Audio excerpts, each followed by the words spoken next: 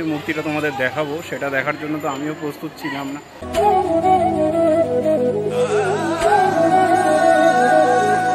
এখানে রয়েছে একটা বিরাট বড় সিংহ, রাখা রয়েছে একটা নীলাভ কালী মূর্তি।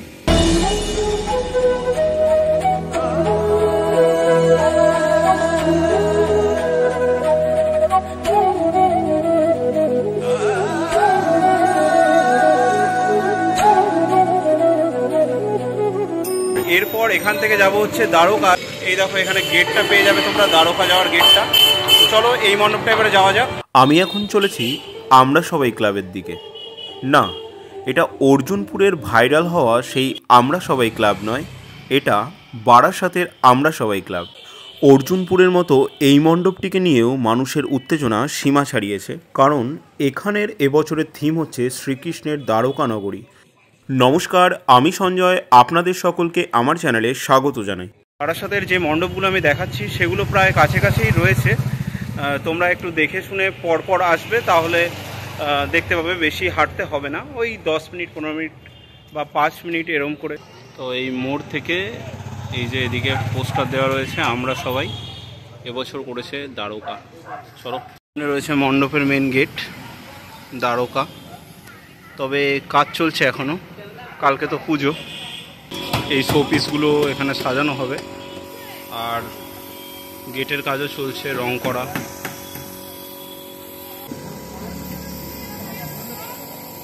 এদিকে কৃষ্ণের একটা বড় মূর্তি রয়েছে, এটাকে এই পাশে ইনস্টল করা হবে। আর বড় বড় দুটো সিংহ দেখতে পাচ্ছি, এখানে একটা আর এখানেও একটা রয়েছে, আর এদিকেও একটা কৃষ্ণ মূর্তি রয়েছে। আসলে দুটো কৃষ্ণ মূর্তি আর দুদিকে দুটো সিংহ ইনস্টল করা হবে। দেখতে পাচ্ছ এই গেটে এখানে রয়েছে একটা বিরাট বড় সিংহ।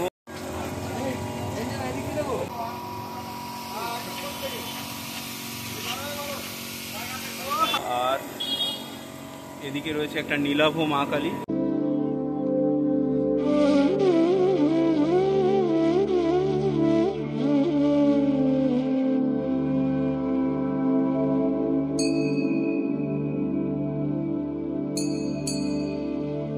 এটা এখন লাগানো রয়েছে।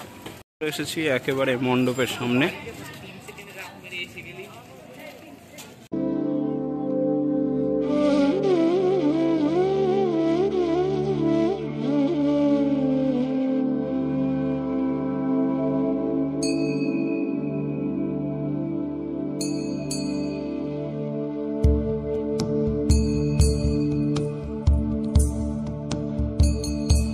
আমি এখন চলে এসেছি বারাসাতের দ্বারকা মন্দিরে।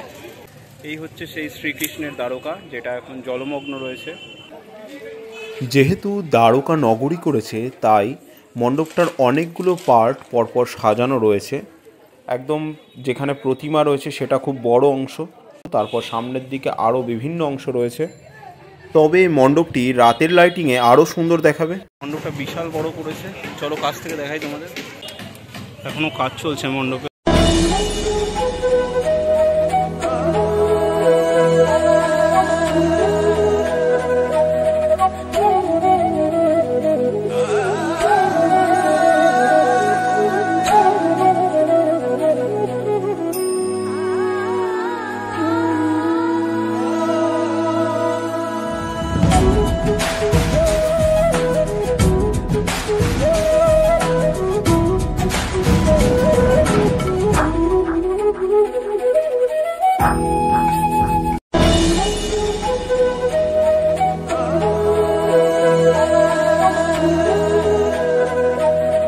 থেকে তো অসম্ভব সুন্দর লাগছে, এবারে ভেতরটা দেখি কত সুন্দর সাজিয়েছে।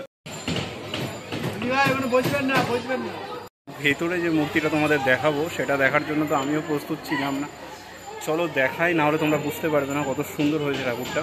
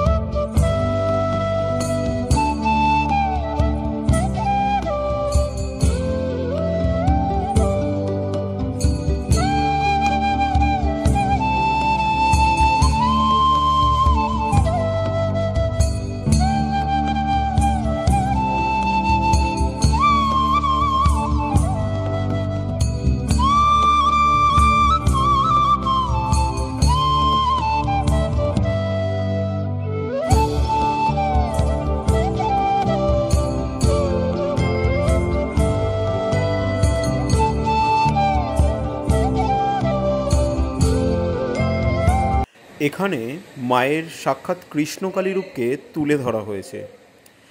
এক হাতে রয়েছে বিষ্ণুর চক্র, দু হাতে রয়েছে বাঁশি, আর মা কালীর এক হাতে রয়েছে খড়গ। সত্যি সামনে থেকে মা কালীর এই অপূর্ব রূপ দেখে চোখ একেবারে ফেরানো যাচ্ছে না, মনে হচ্ছে দীর্ঘক্ষণ দাঁড়িয়ে দেখেই যাই।